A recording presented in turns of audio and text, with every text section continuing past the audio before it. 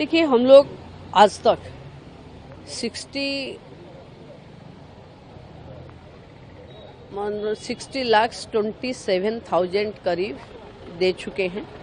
इस बार हम 20 लाख देंगे तो 80 लाख एबोव महिलाओं को काल सुभद्रा मिल जाएगी और जो बचेंगे 1 करोड़ से उनको दूसरा फेज और एक होगा दिसंबर में, इसमें उनको मिल जाएगी।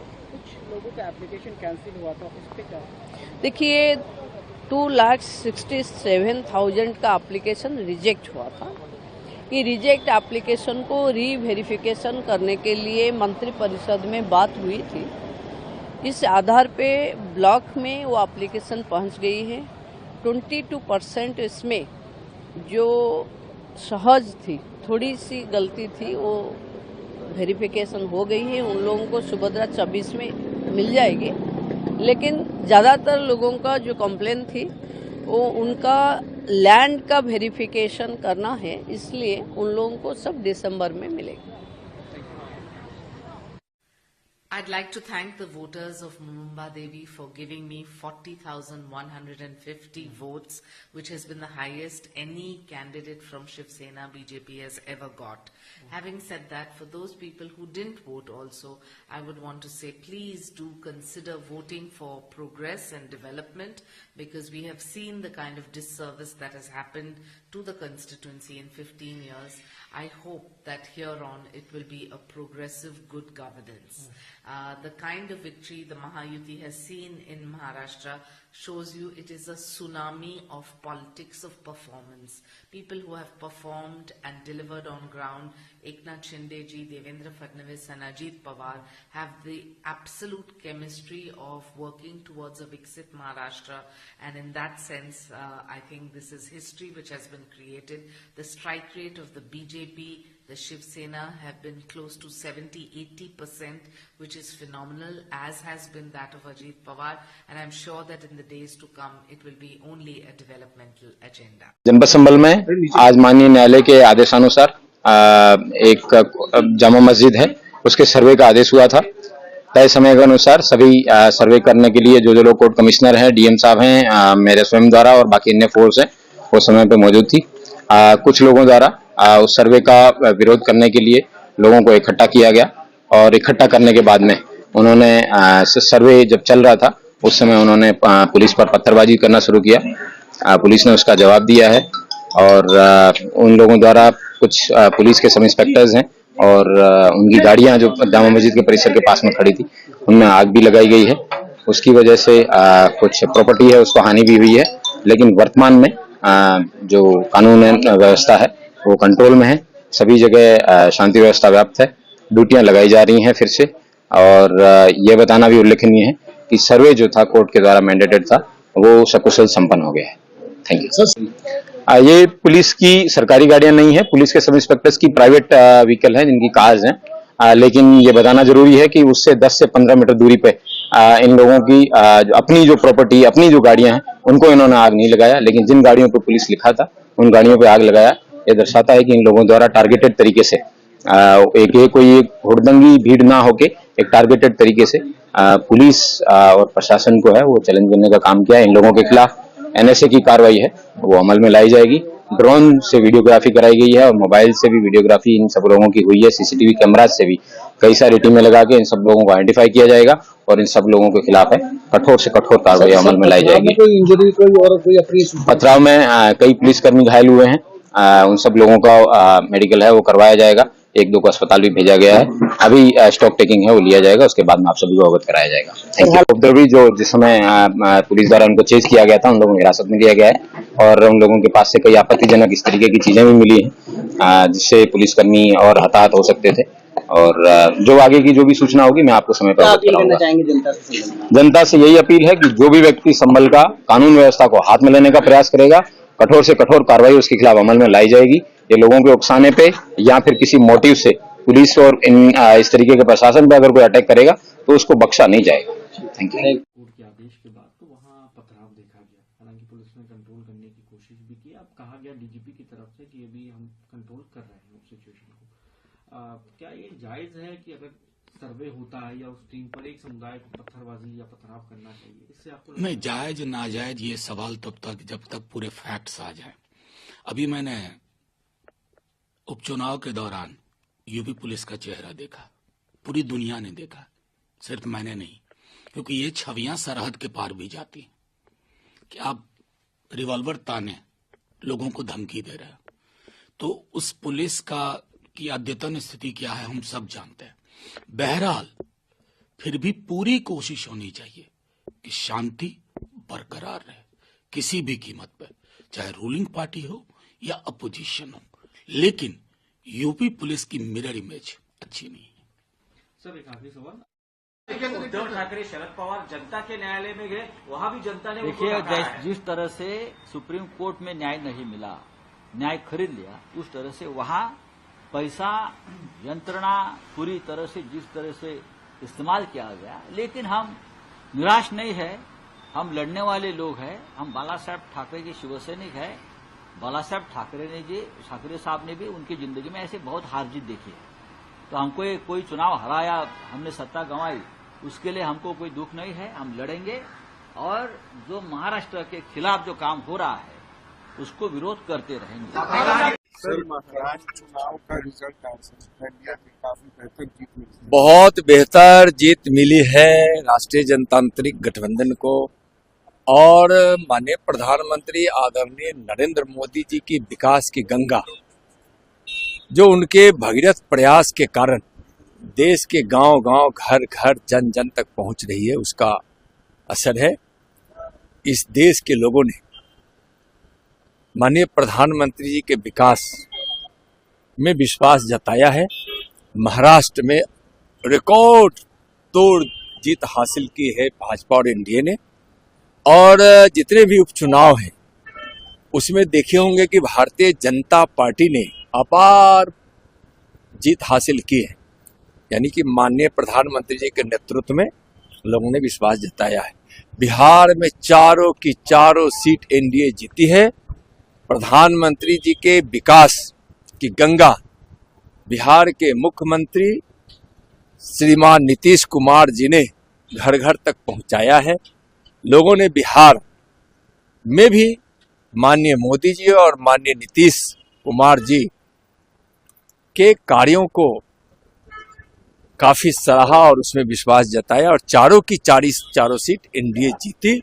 जो सीटें एनडीए के पास नहीं भी थी, आरजेडी के पास और माले के पास थी, उसको भी एनडीए ने जीता है। और 2025 के चुनाव का यह संकेत है कि 2025 के बिहार विधानसभा के चुनाव में रिकॉर्ड तोड़ेगी एनडीए। और 50 वर्षों का 60 वर्षों का इतिहास, जो अब तक किसी गठबंधन को उतनी बड़ी जीत हासिल नहीं हुई है, उतनी बड़ी जीत एनडीए 2025 के बिहार विधानसभा के चुनाव में सीटें जीतकर आएगी। सर्वे कंप्लीट हो चुका है और सर्वे टीम को सुरक्षित हमने अपने जगह पे पहुंचा दिया है और बाकी जो चीजें हैं वो अभी कंट्रोल में है। जो भी दंगाई हैं या जो भी शरारती तत्व हैं उन पर कठोर कार्रवाई की जाएगी और किसी को भी बख्शा नहीं जाएगा। महाराष्ट्र में भारतीय जनता पार्टी गठबंधन की ऐतिहासिक विजय से कांग्रेस पार्टी और उसका गठबंधन चारों खाने चित्त पड़ा है, बदहवासी में है। वहीं दूसरी ओर उत्तर प्रदेश के विधानसभा उपचुनाव में जो समाजवादी पार्टी के अध्यक्ष श्री अखिलेश यादव जी 9 में से 9 सीटें जीतने का दावा कर रहे थे, जब रिजल्ट आया तो खोदा पहाड़ निकली चूहिया। उन्होंने 3 सीटों के जो उपचुनाव हुए थे उन्हें रद्द करने की मांग किया था। उसमें एक सीसामऊ थी, एक कुंदरकी थी, एक मीरापुर थी। सीसामऊ तो समाजवादी पार्टी जीत गई, जिससे हमें विश्वास है कि 2027 के विधानसभा चुनाव में उसे हम लोग फिर से जीतेंगे। और करहल, जहां हम इस बार कमल खिलाते खिलाते थोड़े अंतर से चूक गए, वहां पर भी विजय श्री भारतीय जनता पार्टी 2027 में प्राप्त करेगी। कुंदरकी और मीरापुर में एक ऐतिहासिक चमत्कार जनता ने, विशेष तौर से जिन यदुवंशियों को और जी मुस्लिम तुष्टीकरण की राजनीति करते हुए जिन मुसलमानों को अपना बंधुआ वोट बैंक सपा समझती थी, वह वोट बैंक भी भाजपा प्रत्याशी हमारे ठाकुर रामवीर सिंह जी और मिथिलेश पाल जी के पक्ष में मतदान किया और दोनों सीटें वह भी बड़े अंतर से जीता। अब लगता है कि आज रात में श्री अखिलेश यादव जी को नींद तो नहीं आई होगी, करवट बदलते रहे अब गुमराह करने के लिए कि हम शपथ पत्र भरवाएंगे, शिकायत करेंगे। अरे भाई, जो शिकायत करना है तो आप तो चुनाव के दौरान भी करते रहे। आप तो सीसामऊ विधानसभा सीट का उपचुनाव रद्द करने की मांग करते रहे, जरा उसकी भी मांग दोहराओगे? आपकी जानकारी के लिए मैं बता दूं, कुंदरकी विधानसभा में भारतीय जनता पार्टी को 1,70,371 वोट प्राप्त हुए हैं और समाजवादी पार्टी के प्रत्याशी को 1,44,791। मतलब जो सीट समाजवादी पार्टी अपनी बपौती समझती थी, आज वो भारतीय जनता पार्टी के खाते में है। जिस सीट पर 2022 में श्री अखिलेश यादव जी 67,000 वोटों से जीतते हैं, आज वह खिसकते खिसकते सिमटते सिमटते बड़े मुश्किल से 14,000 से जीत पाए। जो सीसामऊ में अंतर था वो 14,000 से घट करके लगभग 8,500 रह गया। तो स्पष्ट है कि भारतीय जनता पार्टी के पक्ष में जनता का जो जनादेश है, वह संदेश है कि समाजवादी पार्टी की साइकिल पंचर हो चुकी है। समाजवादी पार्टी का पीडीए परिवार डेवलपमेंट एजेंसी फर्जी है। समाजवादी पार्टी का कोई भविष्य नहीं है। उन्हें अपनी साइकिल पर बैठ करके और बीच में साइकिल खराब हो जाए उससे पहले। जीत का कारण एक है तो सेफ है, जो नारा था उसी अलग कौन है? सब तो एक ही है ना, ये देश एक ही है, राज्य एक ही है, तो अलग कौन है? ये बांटने का काम और जहर फैलाने का काम तो भाजपा करती है, नफरत फैलाने का काम ये तो सब लोग जान रहे हैं। ये लोग झारखंड हारे हैं 24 में और 25 में बिहार हारेंगे। देखिए, झारखंड की जनता ने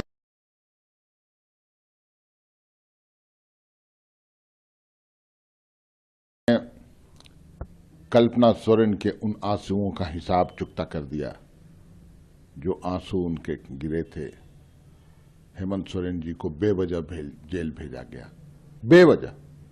5 महीने कौन लौटाएगा?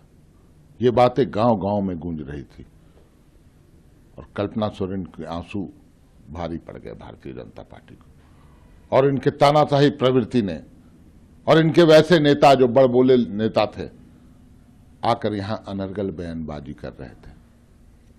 हमारे नेता की ताकत दिखी, डबल इंजन की ताकत दिखी। चूंकि डबल इंजन की बात वो लोग करते थे, यहां डबल इंजन दिखा कल्पना सोरेन और हेमंत सोरेन के रूप में। और जो कल्याणकारी योजनाएं राज्य सरकार ने, हेमंत सोरेन की सरकार ने लागू की थी, उनका प्रभाव दिखा। चूंकि हम जुमलेबाजी करते नहीं, हम वही बात बोलते हैं जो कुछ कर पाते हैं और जो बोलते हैं उसको करते हैं। जो कुछ भी मिला, दिया गया सरकार के द्वारा लोगों को, लोगों ने दिखाया, उसको सर्टिफाई किया। आगे भी कुछ अगर झारखंड में होगा, कुछ बेहतरीन होगा तो यही सरकार कर पाएगी। 1,36,000 करोड़ रुपया भी ये सरकार वापस ला पाएगी। तो इन सभी मुद्दों का असर तो पड़ा। सबसे ज्यादा असर सरकार की योजनाओं का भी पड़ा है। तो इन सब तमाम बिंदुओं के कारण आज हम इतनी मजबूत स्थिति में है। झारखंडी अवाम पूरी तरह से एकजुट होकर, उन्होंने नारा दिया था ना, बटोगे तो कटोगे, एकदम नहीं बटा। पूरा झारखंडी समाज एक मुश्त, कोई जात पात कुछ धर्म नहीं, झारखंडी झारखंडी है और सभी हेमंत सोरेन के साथ है, ये प्रमाणित। देखिए, महाराष्ट्र की जनता का पहले तो धन्यवाद। और प्रधानमंत्री मोदी जी का जो विकसित भारत का जो सपना है 2047 का, महाराष्ट्र उसका इंजन बने। और महाराष्ट्र की जनता ने डबल इंजन की सरकार भी देखी है और उसके चलते महाराष्ट्र की जनता ने भरपूर आशीर्वाद और हमको एक लैंडस्लाइड विक्ट्री दी है वहाँ पर। और जो मोदी जी ने वहाँ पर लगातार पिछले 10 साल में वहाँ पर सरकार को सपोर्ट किया, वहाँ पर काम किए, उसके चलते हुए आज महाराष्ट्र के अंदर हमारी सरकार बनने जा रही है। झारखंड के अंदर अभी हम विश्लेषण करेंगे, समझेंगे कि कहाँ कमी रह गई, कमी जरूर रह गई है, और उसके अनुसार आगे काम करेंगे। प्रधानमंत्री आविश हुई है, उसके बाद स्वीकार नहीं है, जनता के भावना से मेल नहीं खाता, कैसे देखते हैं? अब नाना पटोले हो, चेनिन तला हो या संजय राउत, उद्धव ठाकरे, भैया लोकसभा के समय पर भी यही ईवीएम का उपयोग किया गया था, यही मुंबई महाराष्ट्र की जनता थी, तब आप नाच रहे थे, कूद रहे थे। अब 48 में से 31 लोकसभा महाआघाड़ी को गई थी, तब हमने कभी ईवीएम पे के ऊपर प्रश्न नहीं उठाया। कल भी एक ही दिन में वही ईवीएम, वही चुनाव आयोग, झारखंड में हमारा पराभव हुआ, हमने स्वीकार किया। और महाराष्ट्र में जब ध्यान में आया कि वोट जिहाद, मौलाना जिस प्रकार से लोगों को उकसा रहे थे और उसके विरुद्ध में महाराष्ट्र की जनता ने मतदान किया और इतनी भारी विजय महायुति को मिली, तो अब वो बहानेबाजी कर रहे हैं। क्या कहेंगे? मैं समझता हूं कि सांबर में जो एक समुदाय की ओर से ये हमला किया गया, और वो भी एक सरकारी तंत्र पर, ये हमला सरकारी तंत्र पे नहीं है, भारत के लोकतंत्र पे है, भारत के कानून पर है, जिसे भारत के कानून पर उनको भरोसा नहीं है। और यही दुर्भाग्य है भारत का कि राहुल गांधी जैसे लोग, कांग्रेस जैसे लोग इस विधानसभा के चुनाव में मुसलमानों को टूल बनाया, आज उनके पीछे खड़े हैं, हर गलत चीज का समर्थन कर रहे हैं। सांबर अब देश बर्दाश्त नहीं करेगा जिस ढंग से उन्होंने हमला किया। कोई भी अवसर categorically said that the Parivarwad politics has been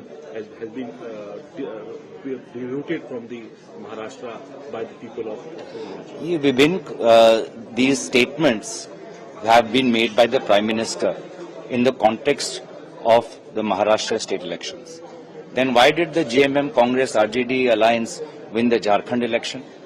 We raised the same issues that we have raised in Maharashtra as we did in Jharkhand also, whether it is the rights of the SC, ST, OBC, whether it's the rights of the minorities, whether it's the unemployment and the inflation issue. Yes, the verdict of Jharkhand is different from the verdict of Maharashtra. We accept the verdict. We will introspect both on the Jharkhand and the Maharashtra verdict and strengthen our party more and take the feedback that has come from the voters and from the electorate. So how hopeful the Congress? Common education जो है वो देश की need है। जिस तरह से उत्तर प्रदेश में सरकारी स्कूल बंद किए जा रहे हैं, गरीबों के बच्चों के आगे बढ़ने के रास्ते बंद हो जाएंगे। हेल्थ पॉलिसी बड़ी कमजोर है हमारे यहाँ पे, फिर जातिगत जनगणना हो, फिर मंडल कमीशन की सिफारिशें हों, उसके साथ साथ नौजवानों के रोजगार के विषय पर जो है सरकार के पास कोई अच्छा प्लान नहीं है। बहुत सारी ऐसे विषय हैं जैसे महिलाओं पे हिंसा हो रही है, और महिलाओं में दलितों पे हिंसा, दलित महिलाओं पे, आदिवासी महिलाओं पे हिंसा बहुत बड़े पैमाने पर हो रही है। इस विषय पर सदन में चर्चा होनी चाहिए। और बहुत सारे ऐसे विषय हैं जिनको मैंने आज जो है रखा है। एक इसमें ये जो धार्मिक स्थलों पे जो है अधिग्रहण का जो है मामला, और कहीं भी कोई जा खड़ा होके और फिर सर्वे के ऑर्डर, उसके बाद जो है स्थिरता जो है, और चुनाव में जो भ्रष्टाचार हुआ, इस बार लूट हुई है उत्तर प्रदेश में चुनाव में, वो भी किसी छिपावा नहीं है। लेकिन अभी जिस तरीके से किस तरह का कौन से मुद्दे विपक्ष को उठाए और सरकार की ओर से क्या आश्वासन दिया गया? आज ऑल पार्टी मीटिंग बहुत अच्छी तरह से हम लोगों ने कंडक्ट किया, और सब पॉलिटिकल पार्टी के नेताओं ने अपना अपना पार्टी का मत रखा। हमने सब पार्टी का जो पॉइंट्स रखे हैं उसको नोट किए हैं, और हमने अपील किया है कि ये शीतकालीन सत्र, winter session of the parliament बहुत अच्छी तरह से चले, ये हमने अपील किया है। और आज सकारात्मक एक पॉजिटिव मन के साथ सब पार्टी ने अपने अपने मत रखे हैं, और हम उम्मीद करते हैं कि जितना विषय इस विंटर सेशन पार्लियामेंट में आएंगे, अच्छी तरह से उसका डिबेट, डिस्कशन और साथ में सुझाव अच्छी तरह से होगा, मैं उम्मीद रखता हूं। सरकार कोई भी मुद्दा को अच्छी तरह से चर्चा करना चाहता है, इसलिए सदन अच्छी तरह से चले, हंगामा ना हो और समय को अच्छी तरह से उपयोग करे, ये हमारा ऑल पार्टी के नेताओं से अपील किया है। संविधान दिवस की क्या तैयारी सर? सरकार की संविधान दिवस किस तरीके से? संविधान दिवस भव्य तरीके से मनाएंगे। इस बार संविधान का 75 वर्ष पूरा हो जाएंगे और प्रधानमंत्री मोदी जी ने 2015 से संविधान दिवस मनाने का कार्यक्रम शुरू किया इस देश में। तो 75 वर्ष पूरा हो जाएंगे तो धूमधाम से मनाएंगे और सिर्फ एक दिन नहीं, 26 नवंबर से लेकर के साल भर का संविधान दिवस मनाने का कार्यक्रम रखा है। All political parties, there are total 42 leaders of 30 political parties attended this all-party meeting. So lastly, the JPC will be requesting to delay. We are not requesting. JPC will come out with the report and table in the House. If they get delayed, they'll have to seek permission from the House, because the Parliament in the Lok Sabha, it was decided that the JPC report has to be tabled before the last day of the first week of the winter session of the Parliament. If there is a delay, they'll have to seek the permission of the House. Thank you. Thank you. देखिए, थोड़ा आवाज कम कर लीजिए।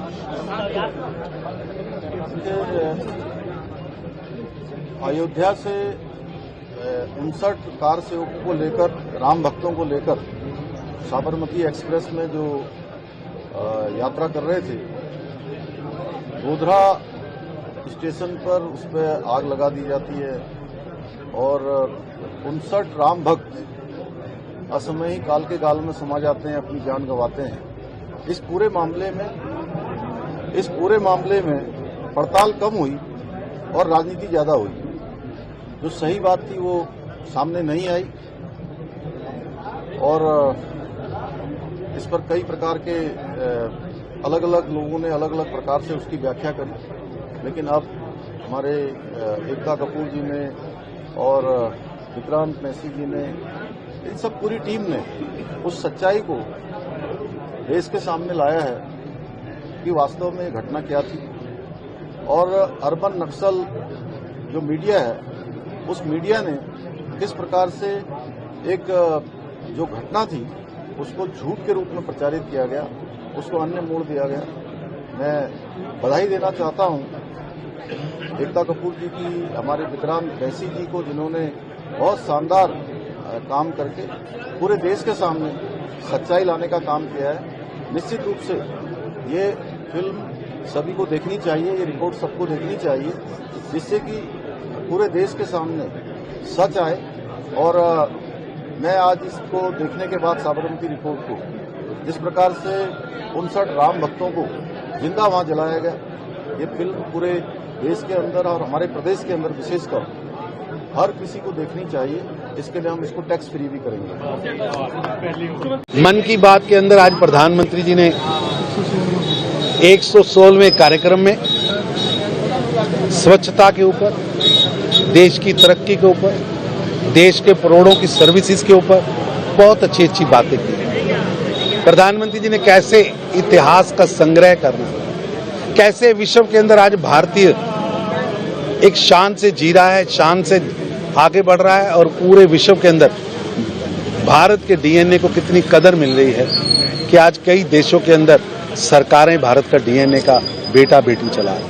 प्रधानमंत्री जी ने आज 116वीं मन की बात को हमने लोहरी गेट के कार्यालय में अमृतसर में सुना है। अभी सभी कार्यकर्ताओं में एक नया उत्साह, जो इन्होंने साबरमती रिपोर्ट को टैक्स फ्री करने का निर्णय लिया है, उस वजह से मैं पूरी टीम की ओर से माननीय मुख्यमंत्री जी श्री पुष्कर सिंह धामी जी का आभारी हूं।